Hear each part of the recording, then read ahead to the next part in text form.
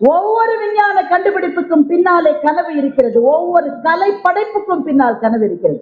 எழுத்தாளர் ஜெயமோகன் எழுதுகிறார், 2000, 3000, 4000 வருஷத்துக்கு முன்னால வாழ்ந்த மனிதன் குகை ஓவியங்களை செதுக்கிவிட்டு போயிருக்கிறான்.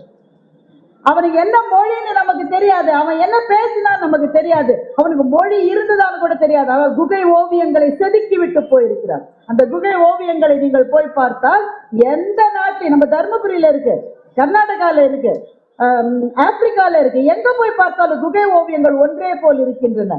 மனிதன் 20 அடிக்கு செதுக்கியிருக்காங்க. அவன் 6 அடி 7 அடி தானே இருந்திருப்பான் அவன்.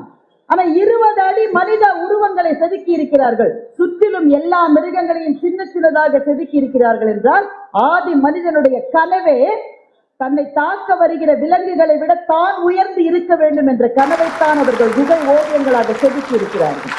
அப்ப கலைக்கு பின்னால் இருப்பது கனவு.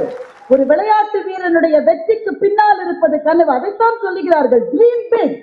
உனக்கு வருகிற தடைகளை நீ நினைக்க ஆரம்பித்தாலே தோல்விக்கான ஆரம்பம் அது. இந்த தடைகளை தாண்டி நான் முன்னேறுவேன் என்று எவன் நிற்கிறானோ அவனுக்கு தான் வெற்றி கிடைக்கும் என்றால் ஒவ்வொரு விளையாட்டு வெற்றிக்கு பிறகும் இருப்பது கனவு. ஒவ்வொரு இலக்கியத்துக்கும் பின்னால் இருப்பது கனவு.